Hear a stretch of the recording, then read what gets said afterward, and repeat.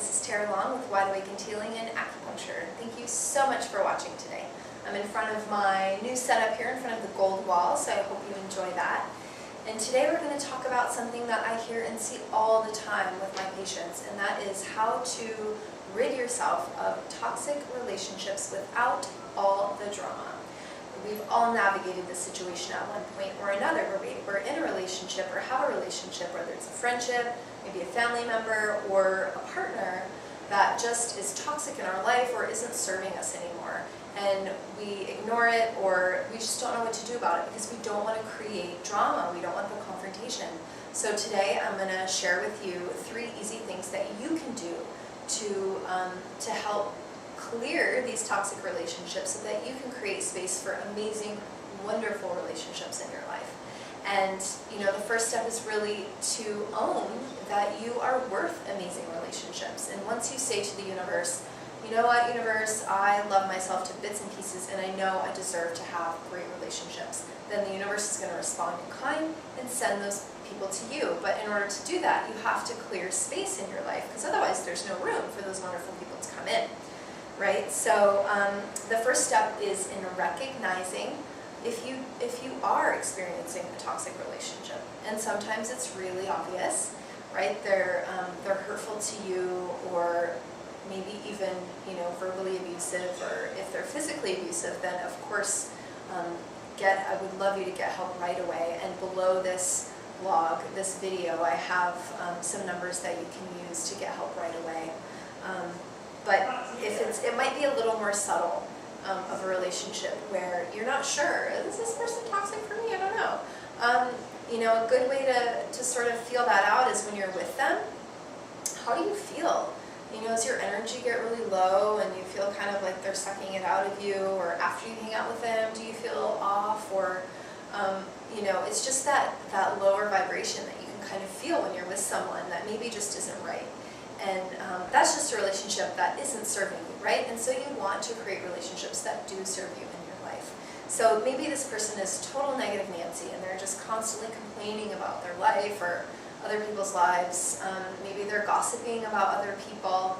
All of these things are really toxic for you, and you don't need that. You can actually have relationships and people around you that are inspiring and that lift you up and make you want to be a better person. Of course, it's not about someone else making us happy, because we're the only ones who can do that, to make ourselves happy. That's our responsibility. So that's our responsibility, to choose relationships that make us feel good and make us feel like we want to be better people in the world. So the first thing that you've done, now you've identified, okay, am I in a toxic relationship? Once you've identified that maybe you are, what are you going to do about it? Hey, Susie, you are toxic, I don't like you, and I don't ever want to hang out with you again. Send. Bam. No, that's not what you're going to do. You don't want to do that, right? That's just going to create drama and make this person feel bad. And, it's important not to have judgment. They're not necessarily a bad person. You're not a bad person for wanting great relationships. So we're gonna talk about how to do this without creating extra drama. So the first thing that you can do, number 1, is simply to spend less time. And it may sound really simple, but it's really easy to do. When they invite you out and ask you to do something, you just say, thank you, be honest. Thank you so much for asking, but I'm actually not available right now. Or I'm not available, period, whatever. And you can not invite them out as much if that's something that you want to do too. You can just spend less time. Number 2, when you do see them, talk to them, whatever, and they're going into their negative Nancy, complaining or gossiping or whatever, don't engage. Don't feed into it. Misery loves company.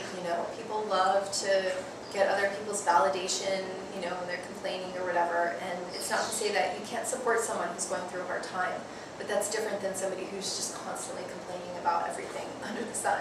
And so just don't feed into it. And one of 2 things are going to happen when you do that. The first thing is they are going to not want to hang out with you anymore because you're not feeding into their drama. Or number 2, you're going to lift them out of it because you're going to be positive.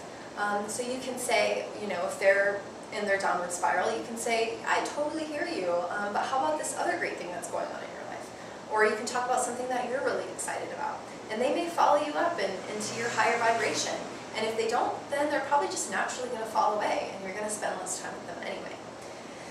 The third thing you can do is, in those ways, number one and number two, they don't even have to know that you're distancing yourself, right? So that's totally drama-free. The third thing, though, is if they're not getting it and they're still wanting to hang out and spend time, and you may just have to say, hey, listen, I really appreciate you wanting to connect and wanting to reach out, but this relationship is no longer working for me. It just doesn't serve me right now in my life. And that's authentic, that's honest, and that's kind. You want to be honest, but you also want to be kind. Don't make up lies and, oh no, I'm, doing this and doing that, and all the time you're telling them, this thing and that thing, and that's never, ever can come, nothing good can come of that. So just be honest and let them know. And then, of course, if you are in a relationship that is clearly abusive, please, please, please do your best to get help right away. Again, those numbers are right below where you can get help for that. And then once you do these things, then you are creating space and clearing space for the amazing, wonderful, awesome, inspirational people to come into your life, and they absolutely will. And it may take a little time, and it may be a little lonely sometimes, but that's okay. You take that time, you regroup, and you just do things to love yourself so much and create and cultivate that relationship with you, and then those people are just going to come into your life. So thank you so much for watching. I would love, love, love to hear from you. So if you have experienced a toxic relationship or unserving relationship, and you did something to sort of clear space for other relationships, tell us how you did that. How did you deal with that situation? I know that that all of our readers will be really excited to know, and you may just be helping someone else by leaving a comment. So, and also, if you liked the video, please share it with your family and friends as well. So thank you so, so much for watching, and I look forward to seeing you